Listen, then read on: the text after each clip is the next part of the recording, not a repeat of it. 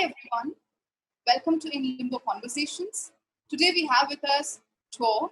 He is a doctoral scholar with the research training group Philosophy, Science and Sciences at Humboldt University of Berlin and the Free University of Berlin. His primary research area of research is Stoicism. For more details about his research, please check the description of this video.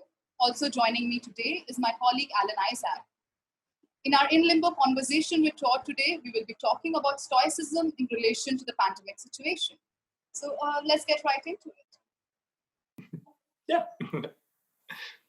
So, hi. We came across when Sana was compiling the COVID philosophy blog that she was telling you about, we came across your article in De Gruyter in the collection of things there. And then that was talking about how a Stoic would approach, or what is a Stoic approach to this current pandemic. And you start off the whole thing talking about virtue, like what virtue is for them, what is the good thing in a sense.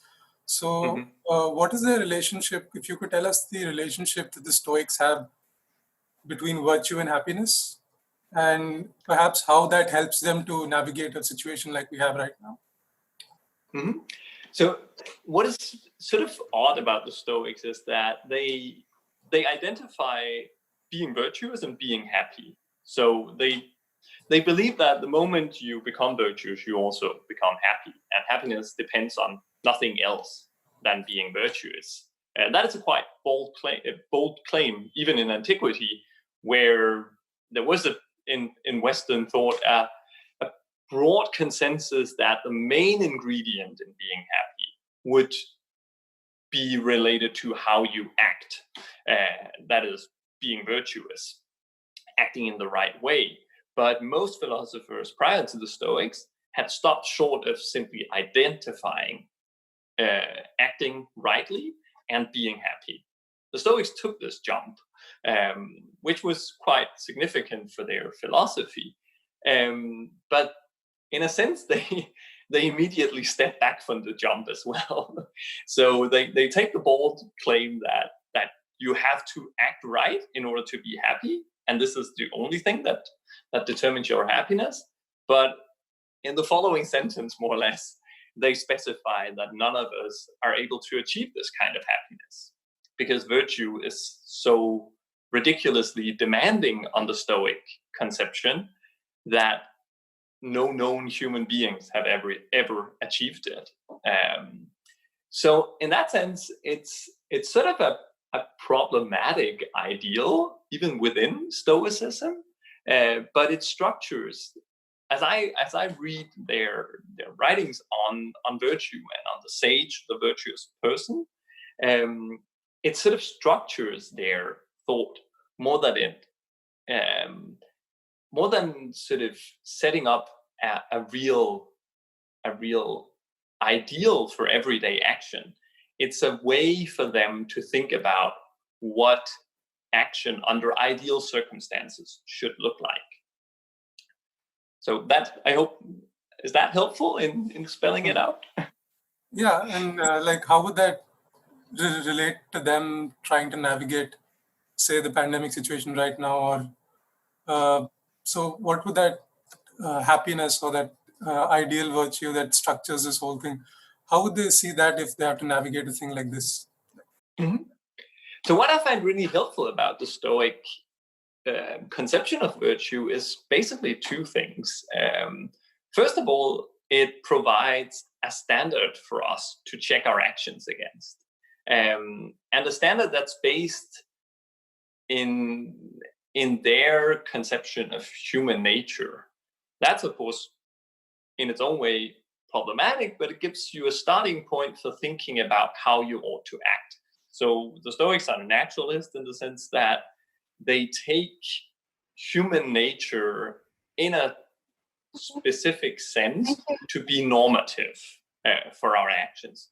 The way that we have been created, according to the Stoics, by nature, puts restraints on how we should act. So that's one thing that is, I think, that's one thing that you can get from the Stoic conception of virtue.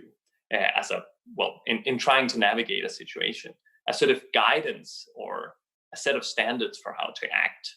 And on the other hand, I find the Stoic idea that virtue is not within our reach. For at least for the vast majority of us, it's not within our reach. Sort of relieving this idea that there are these standards that we should meet, but none of us actually do. I like that combo, sort of insisting on the normativity of these standards and the binding nature of these standards on the one hand, but at the same time giving us a bit of leash to be human in the later sense of sort of being fallible. So I think that is one of the things that you can take from their conception of virtue in navigating in situations of crisis. And the Stoics are sort of interesting in this respect because we have written testimony of people using this philosophical tradition in these kinds of circumstances. So people like Cicero, who's not a Stoic, but very attracted to Stoicism, and who uses Stoic ideas in dealing with the very troubled times that he lived through, the fall of the Roman Republic and the civil wars. And later, people like Epictetus, who was a former slave, and finally Marcus Aurelius, who's normally regarded as the last of the Stoics, the ancient Stoics, who actually lived through a pandemic himself and lost several children. So all people who have been sort of living in troubled times, and especially in the writings of these, you can see that this conception of virtue has provided guidance in their everyday life.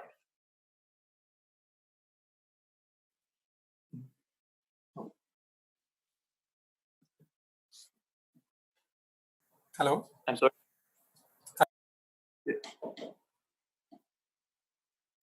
Can you hear me now?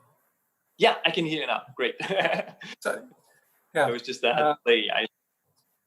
Yeah, thanks. So that's quite interesting. I would like to move that a bit forward. I'm pretty sure since you've been working in Stoicism for some time, you've probably seen something that I have come across, is that a lot of self-help today tends to sort of latch on to the Stoics and to take a lot of their thing. And a lot of self-help today is based on Stoicism for if not completely, then at least take a lot from them. So, and there's a slight, I won't say problematic, but there's this, not corruption, but there's this, they change it. They don't take it as it is wholesome. They take certain aspects of it. And so if we could talk about that because that also relates to the pandemic as well, because I have come across and I've seen a lot of articles which talk about how to deal with the pandemic as a Stoic, or how Marcus Aurelius went through the pandemic, stuff like that. There's a lot of that. Yeah. So I would like to talk about that whole connection that we as modern day people seem to have, our inclination towards self-help, and why we look towards, say, Stoicism for certain things. So there's this idea, for example, how do I say this? There's this fabled idea of Stoics as self-reliant and inward, and quelling all passion through reason and all of that. There's this general idea of them which is well known, and generally this is the idea that you put out as a Stoic. But then there's also this less well-known gregariousness of theirs. They have this certain kind of outwardness, like you were talking about in the beginning, the nature of human. So I think there's this term that they have, oikosis, oikiosis. I think oikiosis is the term. So that is kind of that affinity, the larger affinity they have to that. And so in the modern understanding, that is kind of something that is almost opposed to each other. How can someone who is so self-reliant also have this idea? So as modern people, what are we missing there. How does it connect for the Stoics, and what are we, from a modern perspective, missing out on that? That's actually, thank you. That is a really interesting question. It's one of the things that actually got me into Stoic studies, the curiosity about these questions. So I think, and I must confess, I'm not awfully well acquainted with modern Stoicism, but I wouldn't say modern Stoicism, but sort of what we see as Stoicism, like the modern ideal of Stoicism, I feel, more than. So modern appeals to Stoicism, perhaps, is more correctly. And I think so. I think one thing that's very prominent, as you point out, is this. I think it's sometimes referred to as well as the dichotomy of control. This idea that which is very central to Stoic thinking, and it's connected to the conception of virtue that we started out discussing. This idea that since the only thing that matters for your happiness is how you act, you should focus only on how you act. And this ties in with their physics and their sort of conception of nature as a whole, that the only thing you can control is how you act. And everything external to your agency is outside of your control. And therefore you should also let go of it. And I think you should only focus on your actions and keeping them right. And I think there's a real danger in taking that idea out of its complete Stoic context. I think you're absolutely right there. The Stoics were adamant, were famous as well for insisting that their philosophy constituted a system. And there's this famous claim in Cicero, De Finibus, that you can't remove a single brick from the great construction of Stoicism without all of it falling together, right? And I think there's a lot of truth in that, actually. Because one thing, at least I often miss in modern appeals to Stoicism, is the conception of the self that's behind this dichotomy of control. So I think you can take it out of context, the claim that you should only worry about your actions and how you act can be construed in a very sort of individualistic way.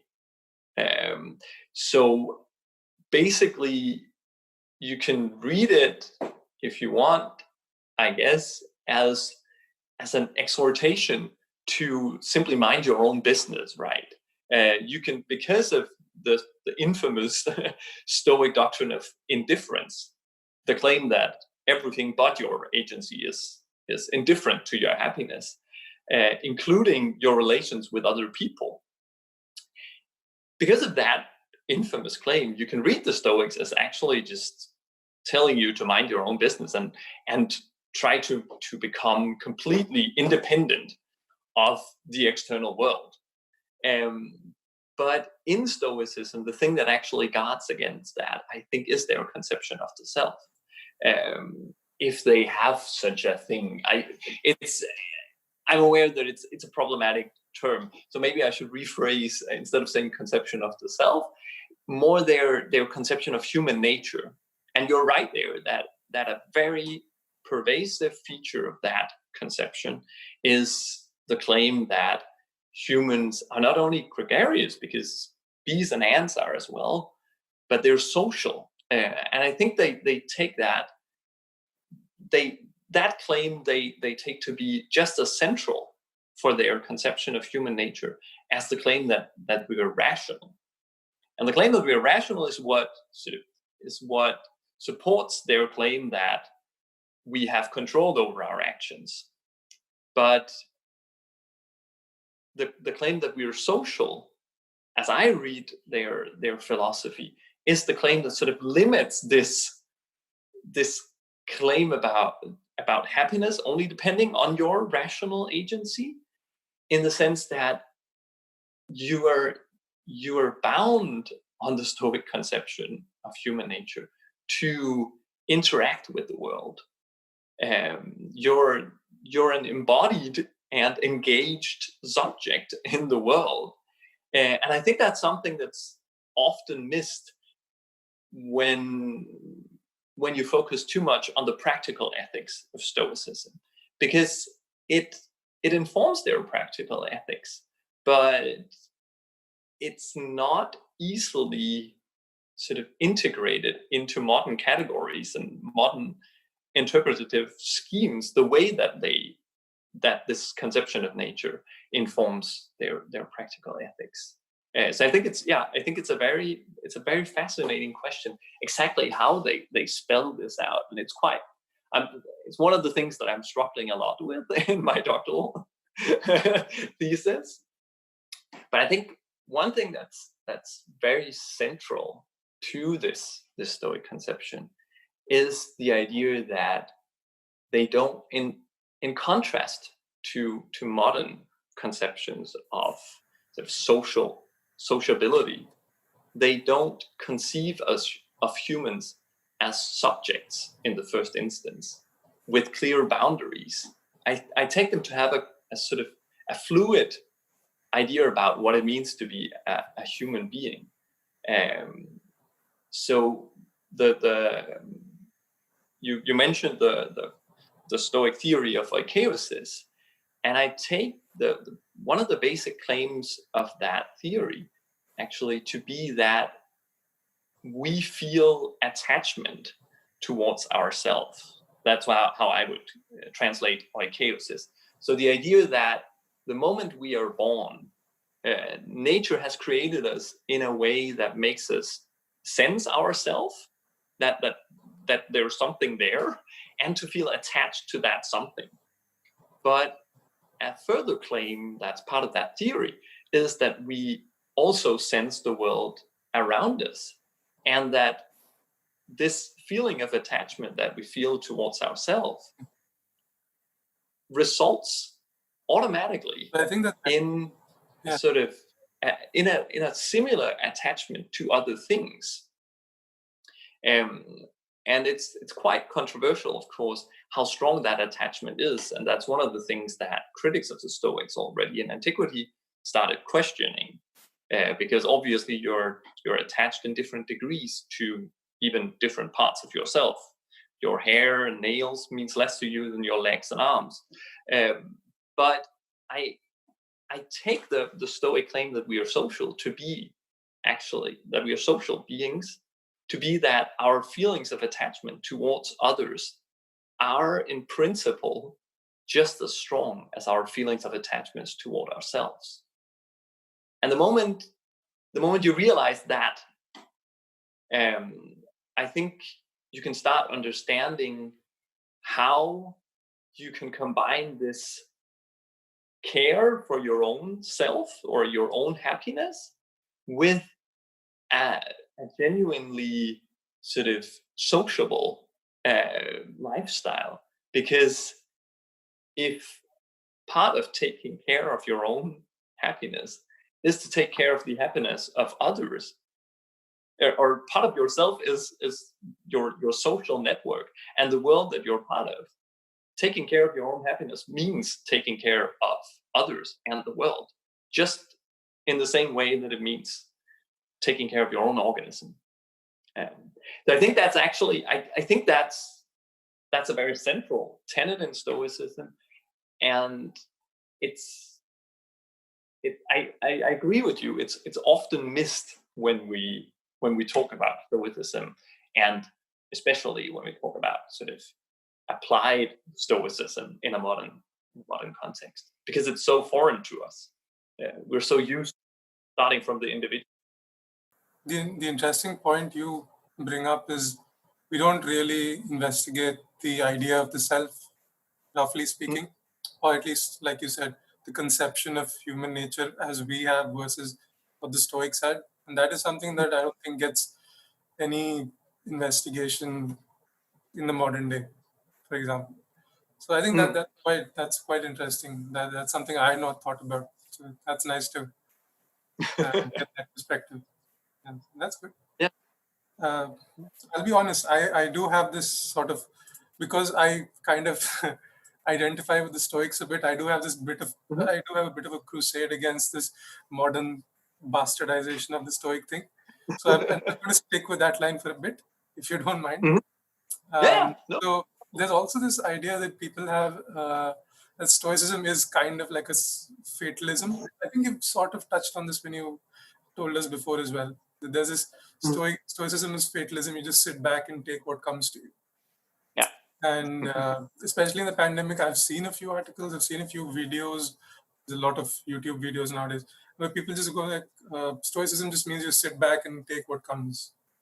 But is that really the case with the historic Stoicists? Were they the kind of people who would just sit back and be like, this is my fate, let me accept it? Or were they a bit different?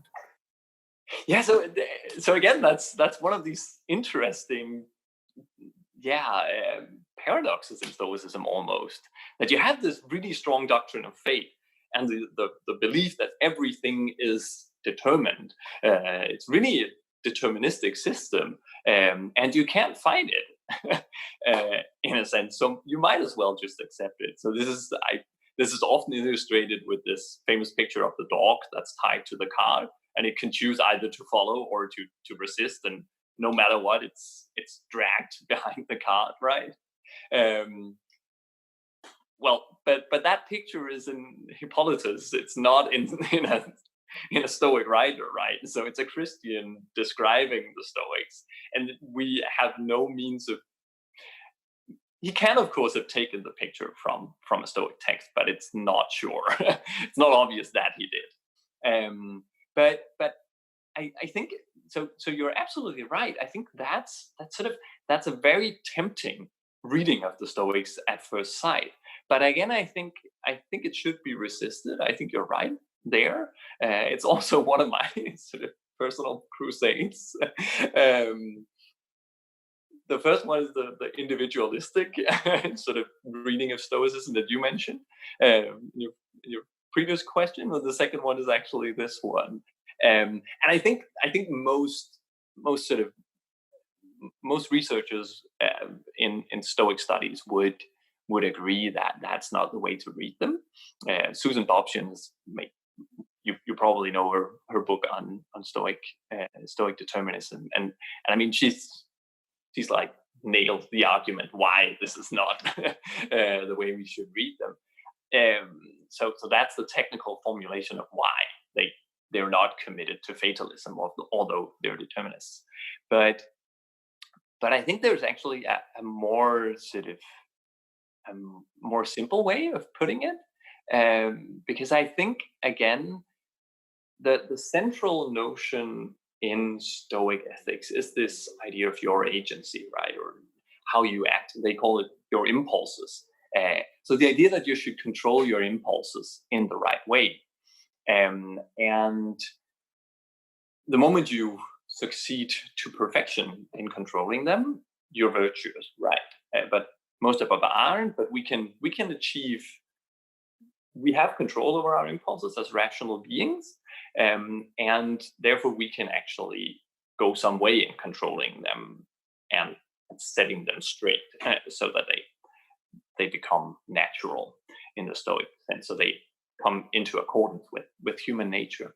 And again, I think that's the right perspective to view the question of fate from, again, in Stoicism. So everything is determined. And in that sense, you might as well just lean back, right, and accept your fate. But on the other hand, part of what is determined is also that you have been created as a human being with impulses and reason to control those impulses. And therefore, it's also part of your fate to act. And by that, on the same note, it's part of your fate to act with reason. So it's part of your fate to think about how you ought to act. and to do your best to act rationally. And I think that removes the fatalism that's what removes the fatalism from the Stoic picture, in a sense, because you can't just accept part of the package that has to do with everything already having been determined, because you don't have access to that grand scheme of nature, right? You don't know what is determined. You have only been given a partial perspective as an imperfect, fractional being, and not a god. So what you have to do, if you want to accept the natural order, is to act in the way that nature has created you. And that is to have impulses. That is to care for others because you're a social being. That is to be part of the world and show care for the world. So I think that's one of the things I took with me from my supervisor in Copenhagen, that this idea of care is extremely central to understanding the whole Stoic perspective. That it's simply part of human nature and animal nature in general to show care, and because we have that instinct, and I think that's actually what the theory of oikeiosis is supposed to argue, that we have this inclination to show care, because we have that from nature.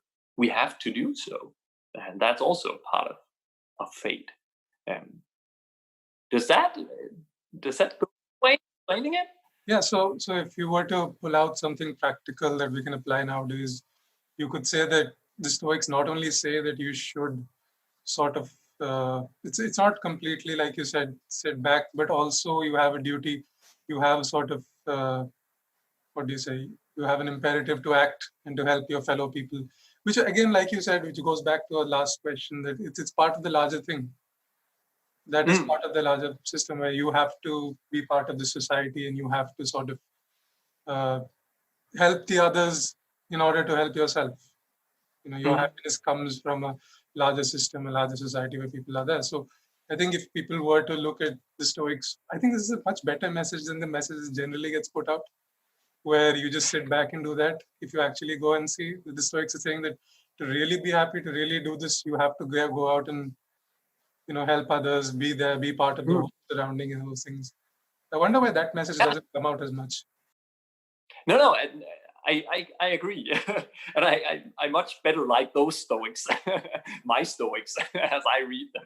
No, but I think actually there's, I think few researchers in Stoicism would disagree that that's part of their conception, and that's also where the conception of fate becomes constructive, I think, in the sense that it's in that light that you should see this idea that it's only your own actions that you're responsible for, because nature has been made, or simply exists in a form where what you have been given is this inclination to care and act and do to reason about how you act. But you haven't been given the ability to control the outcome of your actions, right? So I think that's the happy message that the Stoics want to convey, that you're responsible for how you act, but you're not responsible for the result of your actions, at least not fully responsible. There are plenty of external factors that co-determine the result of your actions, and you are not responsible for those, but you are responsible for reacting, and that's what in the end matters, both for your happiness and for the sort of the moral value of your action, for determining that. Yeah. In a way, I would sort of to finish the thought about fatalism, I think I would to some degree agree that they are fatalist, but in the sense that they're sort of they're realistic about our abilities as humans. I think the basic sort of spirit informing their ethics is the idea that you should accept the world as it is. That doesn't mean that you shouldn't try to improve it, but the basic mood in Stoicism is sort of this: don't be too ambitious in a sense in trying to change the world, because that's outside of your control. You're in charge of your impact on the world, and that's what you should care about. I think that's a more correct way of looking at their fatalism. So that's I do like this version, like you said. I do like this version of the Stoics a bit more. It's a lot more rounded, and it's a lot more. I wish this was put out in the forefront a bit more than what we generally get. So just a quick, not really an academic question, but just like a quick question, because you're working in this field. Why do you feel like the modern day self-help industry, or just humans, because we consume it, why do you think we sort of tend to move towards the Stoic ideals as much as we do? Because you have to kind of agree that it is popular. It's not really something underground. It is quite popular. It is something that gains traction quite a bit, especially in the last few years. Is there anything you see about us and about our modern world that probably pushes us towards that? Something like, especially like in moments of crisis like we have right now and stuff? Any thoughts? So I think, I don't know. It's I've thought quite a lot about that, and I haven't really reached any good answers. So I'd be very interested to hear your thoughts on it. I think one thing that plays into it is this that you can actually read it in these very individualistic terms. So it sort of fits quite well, and this whole idea of we haven't spoken so much about that yet, right? But this idea that you should try to the way that you achieve virtue is through exercise, and I think that ties in nicely with a broader idea at least in Western societies, about this sort of self-perfection, this idea that your main project in life is improving yourself, being the best version of yourself, and so on. And I guess it fits in nicely, at least in a very selective reading, into that kind of thinking. I think I agree with you that it's a very dubious way of reading the Stoics, because they have a pretty strong conception of human nature and what they take to be significant. The thing that you should improve is exactly the things that make you just one of the flock, the generic human nature, not your individual nature. They acknowledge that humans are different, and that you should accept your strengths and weaknesses as an individual. But the things the elements of of your nature that they take to be normative are the ones you share, according to the Stoic, with every other member of the species. So it's actually,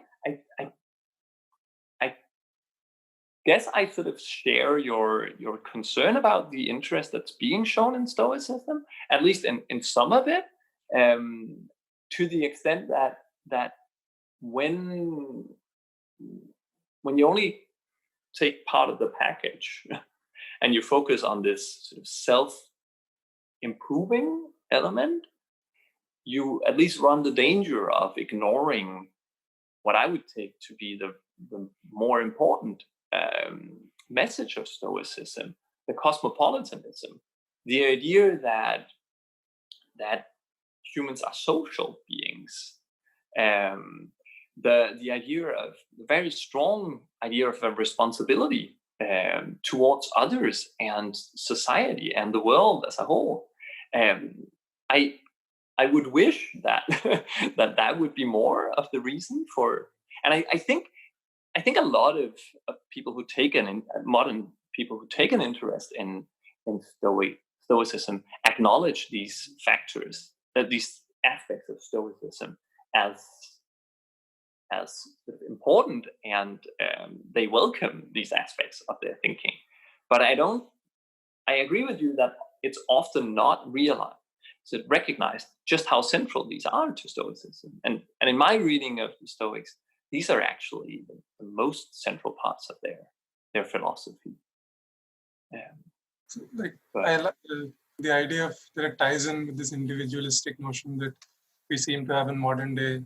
And that's one of the things I thought. I was also thinking, do you think there's anything to do with the modern idea of masculinity that we have? I also find it's very skewed towards, male groups or something. They have this very strong Stoic identity.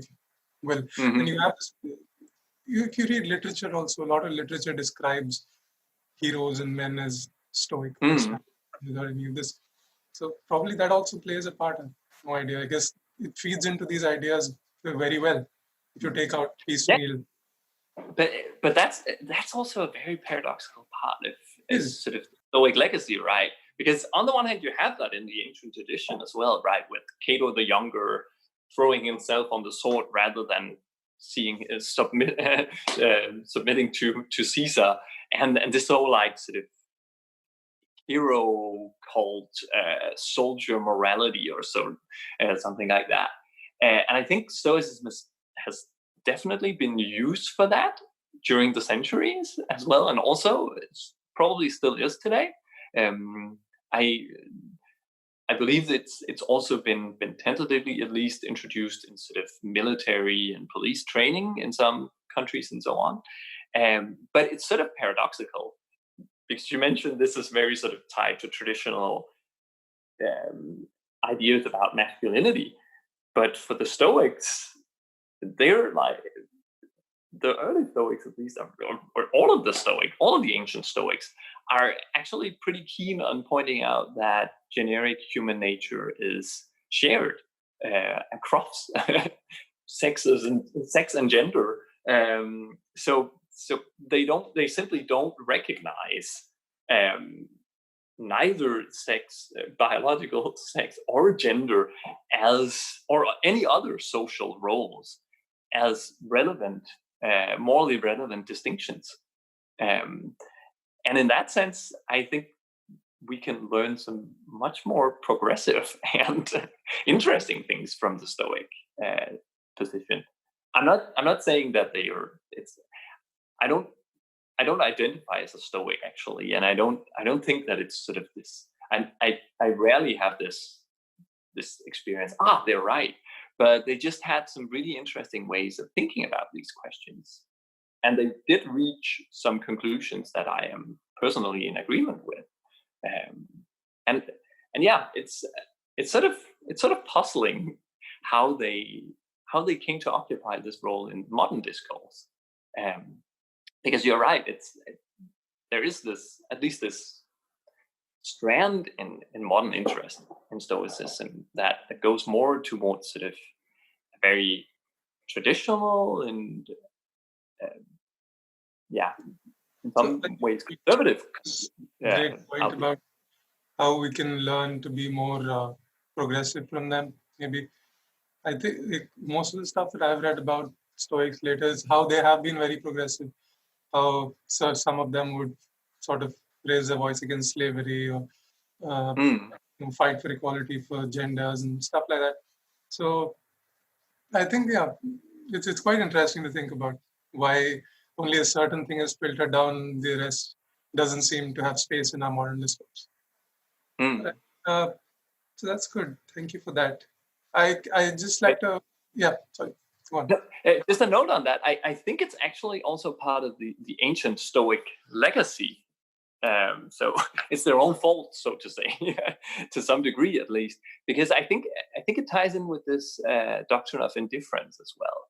So on the one and they insist that these socially constructed or social roles are indifferent.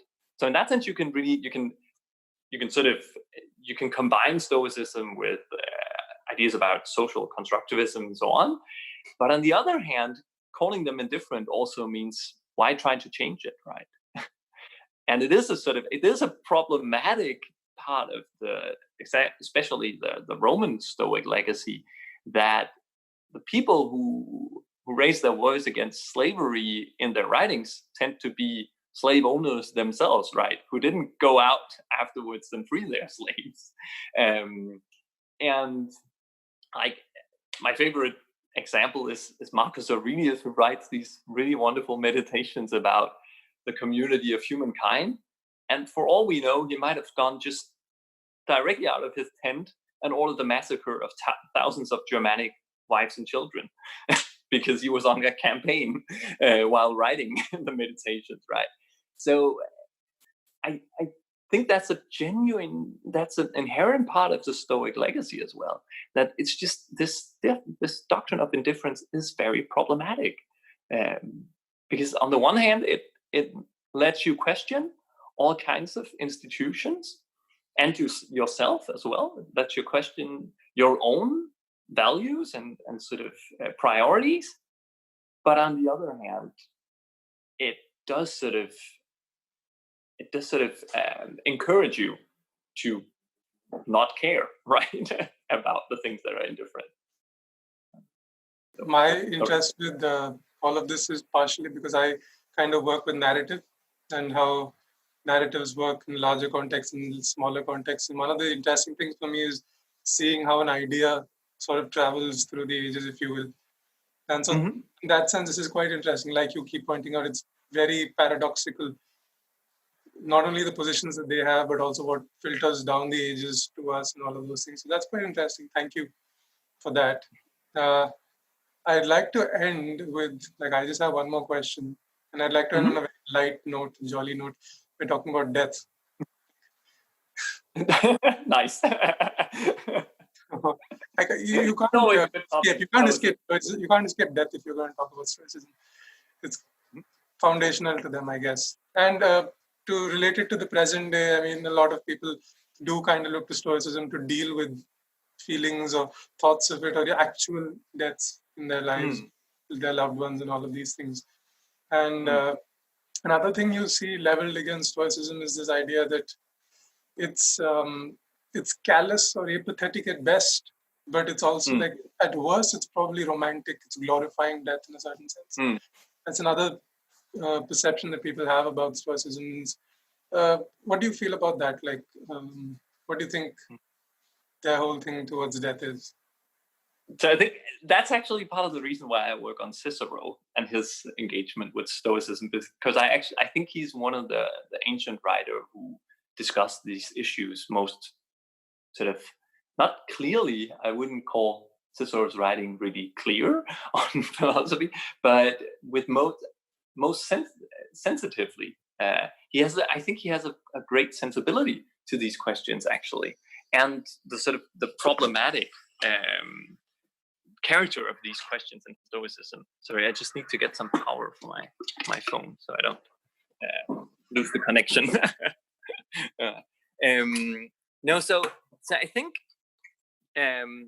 regarding their attitude to death, of course, they are infamous for claiming that it's indifferent, and so that you should try to train yourself or accustom yourself to the idea of death, so you don't put so much significance, place so much significance of it.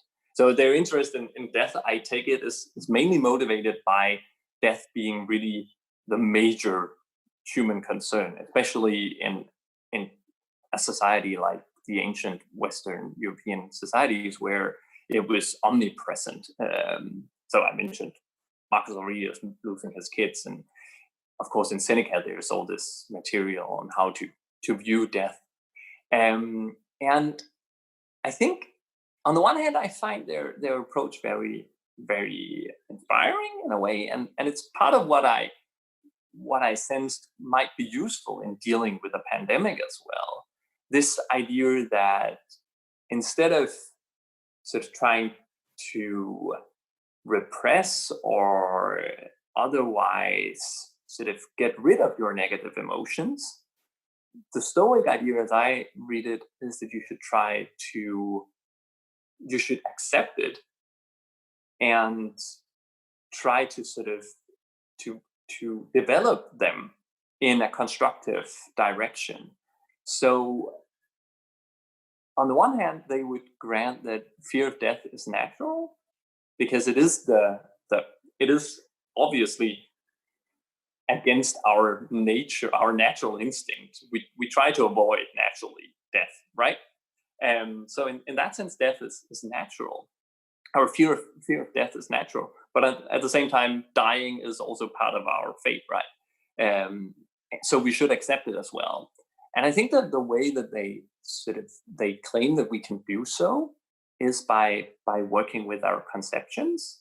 So this is how I read the Stoic spiritual exercises, that it's actually about sort of when you have this negative emotion, fear of death, what you should try to do is not to get rid of it. You should exercise the way you entertain that thought, that fear. So you should try to move yourself towards a view that death is not something bad or terrible. It's something that you should try to avoid, but which you cannot avoid always and forever, right? So you should also just accept it as a fact and as an indifferent. So that would be the Stoic, the way they would describe it. And I sort of like this approach, and I think it has a lot of plausibility in the sense that they insist that this is something that takes daily exercise, and it's very sort of hands-on. Because every time you feel this fear, you should try working with it and reformulating it in more constructive terms. On the other hand, I think Cicero is quite right in pointing out that this might just be too simple a view of the human psyche.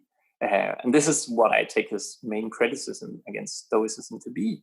And the reason why he sometimes sides with Platonism instead, and the idea that so for the Stoics, if you succeed in changing your value judgments, you've completely changed your behavior, because the only thing that determines your behavior are the impressions that you have and the impulses that follow from them. So it's all this happens sort of in one place. They would say the chest, the ration, within your reason, right? And against that, the Platonists, of course, claim that the soul actually has three parts that can motivate action. So there are more factors that can influence how you act and feel. And that's what Cicero sort of draws on to say. He has this wonderful passage in Book 5 of the Tusculans where he puts this in the sense that this Stoic conception of virtue and the supremacy of reason in controlling our action, the sole importance of reason in controlling our action, creates a wonderful picture. And when you hear these descriptions, you're completely convinced. But the moment you then turn away and you feel real pain, you realize that it's only a picture. And I can sort of sympathize with that on the one hand, I think the Stoic approach is really promising, a very powerful tool in dealing with negative emotion. And on the other hand, I just through introspection can't really recognize the picture that this is enough to completely change my emotions. I think it is powerful and it is efficient. It has real therapeutical potential, this approach, but I think they sort of underestimate the importance of bodily influences and sort of instinctual reactions, sort of paradoxically, because that's the starting point of their theory, that we act on these instincts. But I think they overestimate our power to control these instinctual reactions, actually. Yeah, thank you. I mean, those are all the questions that I have. Sana, do you have any questions? I just so generally I like, you know, we are three people, so generally we invite three different, like, you know, we come for different ones. And so I wanted to ask and request, if it's possible, could you, whenever, like, so on our website we are thinking of adding a place where, you know, people can look for movies which are related to the theme, or if there is stories which are related, so that, you know, it's like a further reading thing. Yeah. So if you feel up to it, maybe if you can just mention it in the email, I'll just email you a huge thank you after this. And you can just mention whatever movie you think, or, you know, whatever story you think people can read for, you know, coming to know more about this. Is that fine with you? Yeah, I'd be happy to. I'll have to think about some good sort of reading or. It just reminds me of The Gardener, you know, the Gardener, you know, the Being There. That is the movie, Being There. It really reminds me of Being There. But so that's a wonderful movie. So, but thank you so much, Alan, for doing this. And he did. Thank you to Tua, because I think through discussing with him, I'm hoping that people can see that there is more to Stoicism than, I mean, it's already rewarding, whatever is out there. But then if you really go into it, there's probably even more that you can pull out. And I'd like to thank Tua for showing us that, for talking us through that, and for sort of letting us see that there is more to this that we can mine from them than just what we get. Thank you, both of you, for giving me this opportunity to talk about it, and for your wonderful questions. I really enjoyed it. It was very interesting as well. So.